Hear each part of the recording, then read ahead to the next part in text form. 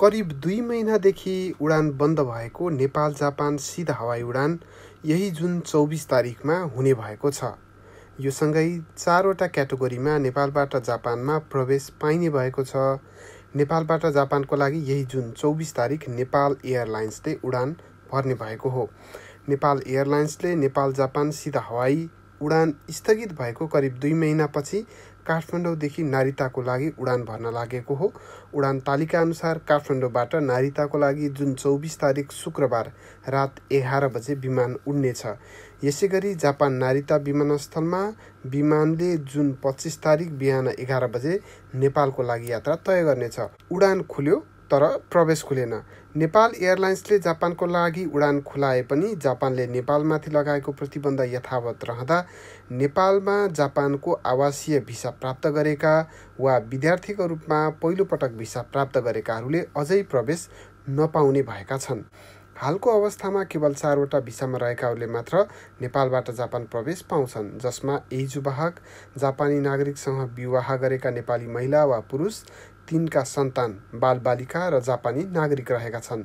यसबाहेक मानवीय विशेष अवस्थामा जापानमा नै उपचार गर्दै आएका, मृत्युका कारण अन्तिम क्रियाकर्ममा आउनै पर्ने व्यक्तिहरू रहेका छन्। तर विशेष अवस्थाको घटनामा जापानले चाहेमा मात्र वा दिनै पर्ने अवस्था देखेमा मात्र भिसा दिन सक्छ। नेपालबाट जापान आउनेहरूले 10 दिन क्वारेन्टिन बस्नुपर्नेछ र जापानबाट नेपाल जानेले पनि 10 दिन सरकारी नियमानुसार क्वारेन्टिन बस्नुपर्नेछ।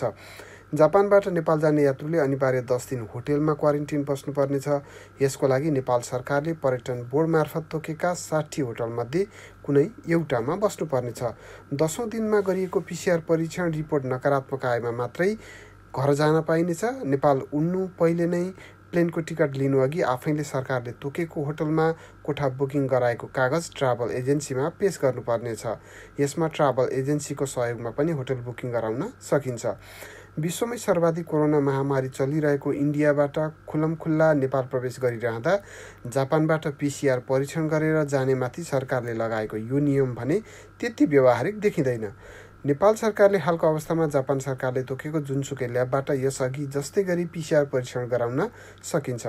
सरकारले PCR रिपोर्टको साथमा बारकोड लगायत आवश्यक रहेको बताए पनि जापानमा क्लिनिक तथा अस्पतालहरूले PCR रिपोर्टको साथमा ती कागजात उपलब्ध गराउने नगरेकाले तत्काल आवश्यक नरहने गरी नेपाल सरकारलाई जानकारी गराइएको नेपाली राजदूतावासका द्वितीय सचिव प्रेम बरालले जानकारी दिनुभयो।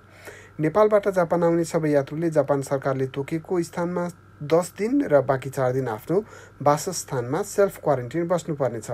जापान सरकारले तोकेको स्थानमा बस्दा लाग्ने खर्च व्यक्ति आफैले बेहोर्नुपर्ने नीतिगत विषय रहे पनि हालसम्म भने जापान सरकारले होटलमा बस्दाको शुल्क पनि आफैले तिरिदी रहेको छ। नेपालबाट आउँदा यसअघि जस्तै 72 घण्टाभित्रको PCR रिपोर्ट कोभिड सङ्क्रमण नभएको आवश्यक पर्नेछ। विद्यार्थी लगायत आवासीय भिसा प्राप्तहरूले भने तत्काल जापान आउने अवस्था रहेको छैन, किनभने जापानले लगाएको प्रतिबन्ध हाल पनि जारी छ। यसबारेको विस्तृत नयाँ अपडेटहरू हामी प्राप्त हुने बित्तिकै राख्नेछौँ। japansamaचार.com र हाम्रो YouTube च्यानल हेर्दै रहनुहोला।